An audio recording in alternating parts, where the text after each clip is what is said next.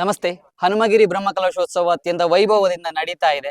ಈ ಎಲ್ಲ ಕಾರ್ಯಕ್ರಮಗಳ ಹಿಂದೆ ನಿಂತು ಸಮರ್ಥ ನಾಯಕತ್ವದೊಂದಿಗೆ ಮುನ್ನಡೆಸ್ತಾ ಇರುವಂತಹವರು ಬ್ರಹ್ಮಕಲಶೋತ್ಸವ ಸಮಿತಿಯ ಅಧ್ಯಕ್ಷರಾದಂತಹ ನಳಿನ್ ಕುಮಾರ್ ಕಟೀಲ್ ಅವರು. ಬನ್ನಿ, ಈ ಬ್ರಹ್ಮಕಲಶೋತ್ಸವದ ಕಾರ್ಯಗಳು ಹೇಗೆಲ್ಲ ನಡೀತಾ ಇದೆ, ಈ ಬ್ರಹ್ಮಕಲಶೋತ್ಸವ ಉಳಿದ ಬ್ರಹ್ಮಕಲಶೋತ್ಸವಕ್ಕಿಂತ ಹೇಗೆ ವಿಭಿನ್ನ ಅನ್ನುವಂತಹದನ್ನು ಕೇಳ್ಕೊಂಡು ಬರೋಣ. ಸರ್ ನಮಸ್ತೆ. ನಮಸ್ತೆ ಸರ್, ಈ ಹನುಮಗಿರಿ ಬ್ರಹ್ಮಕಲಶೋತ್ಸವ ಅನ್ನುವಂತಹದ್ದು ಇವತ್ತು ಬಹಳ ಸದ್ದು ಮಾಡ್ತಾ ಇದೆ, ಸಾಮಾಜಿಕ ಜಾಲತಾಣ ಆಗಬಹುದು ಎಲ್ಲಾ ಭಾಗಗಳಲ್ಲೂ ಕೂಡ. ಏನಿದು ವಿಶೇಷ ಏನೆಲ್ಲ ಇದೆ ಈ ಸಾರಿಯ ಬ್ರಹ್ಮಕಲಶೋತ್ಸವದಲ್ಲಿ ಅಂತ? ನೋಡಿ, ಕರಾವಳಿ ಜಿಲ್ಲೆಗಳಲ್ಲಿ ಆಗಮ ಶಾಸ್ತ್ರೋಕ್ತವಾಗಿ 12 ವರ್ಷಕ್ಕೊಂದ್ಸರಿ ಎಲ್ಲಾ ದೇವಸ್ಥಾನಗಳು ಜೀರ್ಣೋದ್ಧಾರ ಬ್ರಹ್ಮಕಲಶದ ಕಾರ್ಯಗಳು ನಡೀತವೆ. ಇಲ್ಲಿಯ ವಿಶಿಷ್ಟವಾಗಿರ್ತಕ್ಕಂಥ ಪರಂಪರೆಗಳಲ್ಲಿ ಇದು ಒಂದು. ಯಾವ್ಯಾವ ಪ್ರತಿಷ್ಠಾಪಿಸಲ್ಪಟ್ಟಿರ್ತಕ್ಕಂಥ ದೇವಸ್ಥಾನಗಳಿದ್ದಾವೋ ಆ ದೇವಸ್ಥಾನಗಳಲ್ಲಿ ಅಷ್ಟಬಂಧ ಬ್ರಹ್ಮಕಲಶಗಳು 12 ವರ್ಷಕ್ಕೊಂದ್ಸರಿ ನಡೀತಕ್ಕಂಥದ್ದು ಅದು ಇಲ್ಲಿಯ ಪ್ರಕ್ರಿಯೆ. ಅದೇ ರೀತಿಯಲ್ಲಿ ಹನುಮಗಿರಿಯಲ್ಲಿ ನಿರ್ಮಾಣ ಆಗಿರ್ತಕ್ಕಂಥ ಹನುಮಂತ ಪಂಚಮುಖಿ ಆಂಜನೇಯ ಮತ್ತು ಶ್ರೀರಾಮನ ಪ್ರತಿಷ್ಠೆಯಾಗಿ ಇವತ್ತು 12 ವರ್ಷಗಳಾಗಿದ್ದಾವೆ. ಹಾಗಾಗಿ ಮತ್ತೆ ಬ್ರಹ್ಮಕಲಶದ ಕಾರ್ಯಗಳು ಪ್ರಾರಂಭ ಆಗಿದ್ದಾವೆ.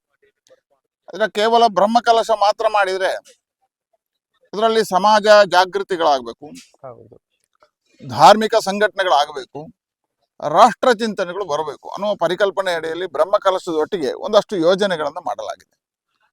ವಿಶೇಷವಾಗಿ ಸಮಾಜದಲ್ಲಿ ಸಾಮರಸ್ಯಗಳು ಮೂಡಬೇಕು, ಒಂದಾಗಬೇಕು, ಮನಸ್ಸುಗಳು ಒಂದಾಗಬೇಕು. ಹೇಗೆ ರಾಮ ಆಂಜನೇಯನನ್ನ ಅವತ್ತು ಅಪ್ಪಿ ಹಿಡಿದನ, ಹಾಗೆ ಸಮಾಜದಲ್ಲಿರ್ತಕ್ಕಂಥ ಎಲ್ಲ ಸ್ಪೃಶ್ಯತೆಗಳು ನಿವಾರಣೆ ಆಗಬೇಕು ಅನ್ನುವ ಪರಿಕಲ್ಪನೆ ಅಡಿಯಲ್ಲಿ ಪ್ರತಿಯೊಬ್ಬ ದೀನ ದಲಿತ ಬಡವ ಶ್ರೀಮಂತ ಅನ್ನತಕ್ಕಂಥ ಭಾವನೆಗಳಿಲ್ಲದೆ ಎಲ್ಲರ ಮನೆಯಲ್ಲೂ ಮನಗಳಲ್ಲೂ ರಾಮ ಜಪ ಆಗಬೇಕು. ಆ ರಾಮ ಮಂತ್ರ ಜಪದ ಮುಖಾಂತರ ಆ ಮನೆ ಬೆಳಗಬೇಕು. ಒಂದೊಂದು ಮನೆಯು ಬೆಳಗಿದಾಗ ಸಮಾಜ ಬೆಳಗುತ್ತೆ, ಗ್ರಾಮ ಬೆಳಗುತ್ತೆ, ದೇಶ ಬೆಳಗುತ್ತೆ. ಈ ಪರಿಕಲ್ಪನೆ ಅಡಿಯಲ್ಲಿ ರಾಮ ಜಪ ತಾರಕ ಜಪಯಾಗವನ್ನ ಪ್ರತಿಯೊಬ್ಬನಿಗೂ ರಾಮ ದೀಕ್ಷೆಗಳನ್ನು ಕೊಡೋದ್ರ ಮುಖಾಂತರ, ಯಾವುದೇ ತಾರತಮ್ಯಗಳಿಲ್ಲದೆ ಪ್ರತಿಯೊಂದು ಮನೆಗೂ ರಾಮ ತಾರಕ ಜಪವನ್ನು ಕೊಡೋದ್ರ ಮುಖಾಂತರ ಒಂದು ಹೊಸ ಪ್ರಯೋಗಗಳನ್ನು ಮಾಡಲಾಗಿದೆ. ಎರಡನೇದು, ಅಯೋಧ್ಯೆಯಲ್ಲಿ ಪ್ರಭು ಶ್ರೀರಾಮಚಂದ್ರನ ಮಂದಿರದ ಸಂಕಲ್ಪಗಳು ಬಹಳ ವರ್ಷಗಳ ಸಂಕಲ್ಪ. ಇವತ್ತು ಅದು ಈಡೇರಿದೆ, ರಾಮ ಪ್ರತಿಷ್ಠಾಪನೆ ಆಗಿದೆ. ಹಿಂದೆ ರಾಮ ಮಂದಿರದ ಹೋರಾಟದ ಸಂದರ್ಭದಲ್ಲಿ ಅಯೋಧ್ಯೆಯಲ್ಲಿರ್ತಕ್ಕಂಥ ರಾಮಜ್ಯೋತಿಯನ್ನ ಗ್ರಾಮಗಳಿಗೆ ತಗೊಂಡು ಹೋಗತಕ್ಕಂಥ ಪರಿಕಲ್ಪನೆಗಳಿತ್ತು. ಅದು ರಾಮ ಮಂದಿರದ ನಿರ್ಮಾಣದ ಕಾರ್ಯಕ್ಕೆ. ಇವತ್ತು ರಾಮ ಪ್ರತಿಷ್ಠೆ ಆಗಿದೆ. ಪ್ರತಿಷ್ಠಾಪಿಸಲ್ಪಟ್ಟಿರ್ತಕ್ಕಂಥ ಆ ಗರ್ಭಗುಡಿಯಿಂದ ಅರಳಿರ್ತಕ್ಕಂಥ ಜ್ಯೋತಿಯನ್ನ ಇಲ್ಲಿ ತರಬೇಕು. ಅದು ಆಂಜನೇಯನ ಜ್ಯೋತಿಗೆ ಸ್ಪರ್ಶ ಆಗಬೇಕು. ರಾಮಾಂಜನೇಯ ಜ್ಯೋತಿ ಒಟ್ಟಾಗಿ ಇಲ್ಲಿರ್ತಕ್ಕಂಥ ಎಲ್ಲ ಗ್ರಾಮಗಳಿಗೆ ಹೋಗಬೇಕು. ಮನೆಗಳಲ್ಲಿ ರಾಮಜ್ಯೋತಿ ಬೆಳಗಬೇಕು. ಆ ಮನೆಯ ಮಾನಸಿಕತೆಯ ಮುಖಾಂತರ ಬೆಳಕು ಹರಿಬೇಕು, ಆ ಮನೆಯಲ್ಲಿರ್ತಕ್ಕಂಥ ಕತ್ತಲು ಹರಿಬೇಕು. ಹಾಗಾಗಿ ರಾಮಜ್ಯೋತಿ ಮನವನ್ನ ಬೆಳಗಬೇಕು, ಮನೆಯನ್ನ ಬೆಳಗಬೇಕು ಅನ್ನೋ ಪರಿಕಲ್ಪನೆ ಅಡಿಯಲ್ಲಿ ಎಲ್ಲ ಮನೆಗಳಿಗೆ ರಾಮಜ್ಯೋತಿಯ ದರ್ಶನ ಮಾಡತಕ್ಕಂಥದ್ದನ್ನು ಒಂದು ಅವಕಾಶ ಕಲ್ಪಿಸಿದೆ. ಮೂರನೇದು, ಬ್ರಹ್ಮಕಲಶಗಳು ನಿರಂತರವಾಗಿ ಎಲ್ಲ ದೇವಸ್ಥಾನ ನಡೆಯತಕ್ಕಂಥ ಸಂದರ್ಭಗಳಲ್ಲಿ ನಿರಂತರವಾಗಿರ್ತಕ್ಕಂಥ ಸಾಂಸ್ಕೃತಿಕ ಚಟುವಟಿಕೆಗಳಾಗಬೇಕು, ಪ್ರತಿಭೆಗಳಿಗೆ ಅವಕಾಶಗಳಾಗಬೇಕು. ಆ ನಂತರ ಸಾಂಸ್ಕೃತಿಕ, ಹೇಗೆ ರಾಜಾಶ್ರಯದ ಕಾಲದಲ್ಲಿ ಎಲ್ಲ ಪರಂಪರೆಗಳಿಗೆ ಅವಕಾಶಗಳಿತ್ತು, ಹಾಗೆ ಒಂದು ಧಾರ್ಮಿಕ ಕ್ಷೇತ್ರದಲ್ಲಿ ಎಲ್ಲದಕ್ಕೂ ಅವಕಾಶಗಳು ಇರಬೇಕು ಅಂತ ಹೇಳೋ ಕಾರಣಕ್ಕೋಸ್ಕರ ನಿರಂತರವಾಗಿರ್ತಕ್ಕಂಥ ಸಾಂಸ್ಕೃತಿಕ ಕಾರ್ಯಕ್ರಮಗಳು, ನಿರಂತರವಾಗಿರ್ತಕ್ಕಂಥ ಭಜನಾ ಕಾರ್ಯಕ್ರಮ, ಭಜನೆಯ ಮುಖಾಂತರ ಸಮಾಜದಲ್ಲಿ ಒಗ್ಗಟ್ಟನ್ನು ಸೇರಿಸ್ತಕ್ಕಂಥ ಕೆಲಸ ಕಾರ್ಯಗಳು, ಅನ್ನ ಸಂತರ್ಪಣೆಯ ಮುಖಾಂತರ ರಾಮನ ಪ್ರಸಾದಗಳನ್ನು ಎಲ್ಲರಿಗೂ ಹಂಚುವಂಥ ಕಾರ್ಯ, ಹೀಗೆ ಎಲ್ಲವನ್ನ ಸಮಾಜದಲ್ಲಿ ಜೋಡಿಸ್ತಾ ಒಂದು ಸಮಾಜದ ಪರಿವರ್ತನೆಯ ಬ್ರಹ್ಮಕಲಶ ಆಗಬೇಕು ಅನ್ನೋ ಕಲ್ಪನೆ ಅಡಿಯಲ್ಲಿ ಇವತ್ತು ಇಲ್ಲಿಯ ಬ್ರಹ್ಮಕಲಶ ನಡೀತಾ ಇದೆ. ಪ್ರತಿಯೊಬ್ಬ ಭಕ್ತನನ್ನು ಸೇರಿಸಿಕೊಂಡು ಬ್ರಹ್ಮಕಲಶ ಮಾಡಬೇಕು ಅನ್ನುವಂತಹ ಕಲ್ಪನೆಯನ್ನು ಈ ಬ್ರಹ್ಮಕಲಶ ಮಾಡ್ತಾ ಇದೆ ಅಂತ ಹೇಳಿದ್ರಿ. ಹೇಗೆ ಭಕ್ತ ತೊಡಗಿಸಿಕೊಳ್ಳಬಹುದು ಅಂತ, ಅವ ಏನಾದ್ರೂ ಅರ್ಪಿಸುವಂತಹದ್ದನ್ನು ಹೇಗೆ ಮಾಡಬಹುದು ಅಂತ ಯಾವ್ದಾದ್ರು ಯೋಜನೆಗಳು? 3 ರೀತಿಯಲ್ಲಿ ಮನೆಗಳಿಗೆ ಜ್ಯೋತಿ ಹೋಗುತ್ತೆ, ಮನಸ್ಸುಗಳಿಗೆ ಜಪ ಬರುತ್ತೆ, ಹಾಗೆ ನಮ್ಮ ಪರಿಕಲ್ಪನೆ ಅಡಿಯಲ್ಲಿ ತ್ಯಾಗದ ಪರಿಕಲ್ಪನೆಗಳಿದ್ದಾವೆ. ನಾವು ಎಲ್ಲವನ್ನ ಸಮರ್ಪಣೆ, ಯಜ್ಞ ಅಂತ ಹೇಳಿದ್ರೆ ಎಲ್ಲವನ್ನ ಸಮರ್ಪಣೆ ಮಾಡೋದು. ಭಕ್ತಿ ಹೇಗೆ ಭಗವಂತನಿಗೆ ತನ್ನದಾಗಿರ್ತಕ್ಕಂಥದ್ದನ್ನು ಎಲ್ಲವನ್ನ ಸಮರ್ಪಣೆ ಮಾಡುವುದೇ ಒಂದು ಯಜ್ಞ. ಎರಡನ್ನ ಸಮರ್ಪಣೆ ಮಾಡುವುದು. ಒಂದು, ಅವ ಮನೆಯಲ್ಲಿ ಬೆಳೆದಿರ್ತಕ್ಕಂಥ ರಾಮನಿಗೊಂದು ತೆಂಗಿನಕಾಯಿ, ಹನುಮಂತನಿಗೊಂದು ತೆಂಗಿನಕಾಯಿ, ನಾರಿಕೇಳ ಸಮರ್ಪಣೆಯ ಮುಖಾಂತರ ಅವ ತನ್ನ ಭಕ್ತಿಯ ಜೊತೆಗೆ ಭಗವಂತನಿಗೆ ಯಜ್ಞವನ್ನು ಮಾಡುವುದಕ್ಕೆ ಅರ್ಪಣೆಯನ್ನ ಮಾಡಬಹುದು. ಎರಡನೇದು, ಮನೆಯಲ್ಲಿ ಬೆಳೆದಿರ್ತಕ್ಕಂತಹ ಸಿರಿಧಾನ್ಯಗಳು, ಅದನ್ನ ನಾವು ಹೊರೆಕಾಣಿಕೆಯ ಮುಖಾಂತರ ದಕ್ಷಿಣ ಕನ್ನಡ ಜಿಲ್ಲೆಯ ಪರಿಕಲ್ಪನೆಗಳಿದ್ದಾವೆ ಹೊರೆಕಾಣಿಕೆ, ಅದರ ಮುಖಾಂತರವಾಗಿ ತಂದು ದೇವರಿಗೆ ಅರ್ಪಣೆ ಮಾಡಬಹುದು. ಅವನ ಮನೆಯಲ್ಲಿರ್ತಕ್ಕಂಥ ಎಲ್ಲ ಕೃಷಿ ಪ್ರಧಾನವಾಗಿರ್ತಕ್ಕಂಥ ವಸ್ತುಗಳನ್ನ ಭಗವಂತನಿಗೆ ಅರ್ಪಣೆ ಮಾಡತಕ್ಕಂಥ ಕೆಲಸಕ್ಕೆ ಹೊರೆಕಾಣಿಕೆ ಅಂತ ಹೇಳ್ತೀವಿ, ಹಸಿರುವಾಣಿ ಕಾಣಿಕೆ ಅಂತ ಹೇಳ್ತೀವಿ.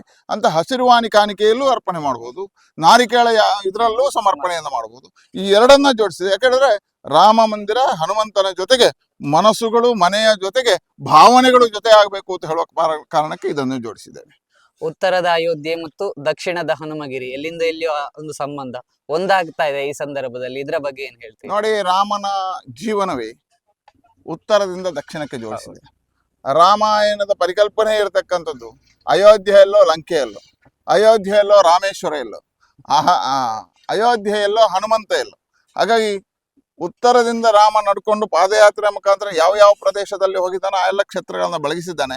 ರಾಮ ಮತ್ತು ಲಂಕೆಗೆ, ಭಾರತ ಮತ್ತು ಶ್ರೀಲಂಕೆಗೆ ಜೋಡಣೆ ಮಾಡಿದ್ದಾನೆ, ಉತ್ತರ ಮತ್ತು ದಕ್ಷಿಣವನ್ನ ಜೋಡಿಸಿದ್ದಾನೆ. ಅಂತಹ ರಾಮ ಇವತ್ತು ಮತ್ತೊಮ್ಮೆ ಅಯೋಧ್ಯೆ ಮತ್ತು ಹನುಮಗಿರಿಯ ಮುಖಾಂತರ ಜೋಡಿಸುವಂತ ಕಾರ್ಯ ರಾಮನ ಆ ಪರಿಕಲ್ಪನೆ ಇವತ್ತು ಈ ಪರಿಕಲ್ಪನೆ ಮುಖಾಂತರ ಏಕತೆಯನ್ನು ಪಡೆದಿದೆ. ಏಕಾತ್ಮ ಭಾರತ ಮತ್ತೆ ಒಂದಾಗ್ತದೆ ಅನ್ನುವಂತ ಖಂಡಿತವಾಗಿ ಪ್ರಧಾನಮಂತ್ರಿ ನರೇಂದ್ರ ಮೋದಿ ಅವರ ಪರಿಕಲ್ಪನೆ ಏನಿದೆ, ಏಕ್ ಭಾರತ್ ಶ್ರೇಷ್ಠ ಭಾರತ್. ಆ ಏಕ್ ಭಾರತ್ ಶ್ರೇಷ್ಠ ಭಾರತದ ಕಲ್ಪನೆ ಇದು. ಉತ್ತರ ದಕ್ಷಿಣ ಪೂರ್ವ ಪಶ್ಚಿಮ ಅಲ್ಲಿರ್ತಕ್ಕಂಥ ಪರಂಪರೆಗಳು ಒಂದಾಗಬೇಕು ಅನ್ನುವಂಥ ಪರಿಕಲ್ಪನೆ. ಆ ಪರಿಕಲ್ಪನೆ ಅಡಿಯಲ್ಲಿ ಇವತ್ತು ಅಯೋಧ್ಯೆಯ ರಾಮ ಹನುಮಗಿರಿಯಲ್ಲಿ ಜ್ಯೋತಿಯ ಮುಖಾಂತರ ಬರ್ತಾ ಇದ್ದಾನೆ. ನೀವು ತುಂಬಾ ಬ್ರಹ್ಮಕಲಶೋತ್ಸವದ ಅಧ್ಯಕ್ಷರಾಗಿ ಕೆಲಸ ಮಾಡಿದವರು, ಬ್ರಹ್ಮಕಲಶೋತ್ಸವವನ್ನು ನೋಡಿದವರು. ಎಲ್ಲ ಬ್ರಹ್ಮಕಲಶವನ್ನು ನೋಡುವಾಗ ಹನುಮಗಿರಿಯ ಬ್ರಹ್ಮಕಲಶೋತ್ಸವಕ್ಕೆ ಯಾವ ರೀತಿಯಲ್ಲಿ ನಾವು ಅದನ್ನು ವಿಭಿನ್ನವಾಗಿ ತೋರಿಸಬಹುದು? ನೋಡಿ, ಈ ಪರಿಕಲ್ಪನೆಗಳು ನಾ ಹೇಳಿದ ರಾಮಜ್ಯೋತಿ, ರಾಮ ಜಪಯಾಗ ಇದೆಲ್ಲ ಒಂದು ಹೊಸ ಪರಿಕಲ್ಪನೆಗಳು. ಬ್ರಹ್ಮಕಲಶಗಳೆಲ್ಲವೂ ತಂತ್ರಿಗಳು ಮಾಡುವ ಮುಖಾಂತರ ಅದೆಲ್ಲ ಒಂದೇ ಆಗಮಶಾಸ್ತ್ರೋಕ್ತವಾಗಿ ಏನು ನಡಿಬೇಕು ನಡೀತದೆ. ಮತ್ತು ಬಾಕಿ ಉಳಿದ ಎಲ್ಲ ವ್ಯವಸ್ಥೆಗಳು ಒಂದೇ ರೀತಿ ಇರ್ತದೆ. ಯಾಕಂದ್ರೆ ಬಂದ ಭಕ್ತರಿಗೆ ಅತಿಥಿ ಸತ್ಕಾರ ಮಾಡಬೇಕು, ಬಂದ ಭಕ್ತರಿಗೆ ವಾಸನದ ವ್ಯವಸ್ಥೆಗಳು ಮಾಡಬೇಕು, ಬಂದ ಭಕ್ತರಿಗೆ ಬಾಕಿ ಎಲ್ಲ ಶೌಚಾಲಯದ ವ್ಯವಸ್ಥೆ, ಇದೆಲ್ಲ ಒಂದೇ ರೀತಿ ಇರ್ತದೆ. ಆದರೆ ಭಾವನೆಗಳಲ್ಲಿ ಒಂದಷ್ಟು ವ್ಯತ್ಯಾಸ ವಿಭಿನ್ನ ರೀತಿಯಲ್ಲಿ ಹನುಮಗಿರಿದ್ದಾಗ್ತದೆ.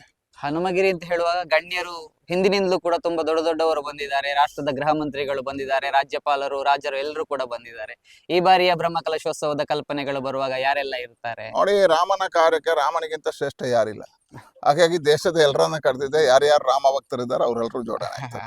ಹಾಗೆ ಖಂಡಿತ ಧನ್ಯವಾದಗಳು ಸರ್. ಸಂಪೂರ್ಣ ಮಾಹಿತಿಯನ್ನು ತಿಳಿಸಿದ್ದೀರಿ ಬ್ರಹ್ಮಕಲಶದ ಬಗ್ಗೆ. ತುಂಬ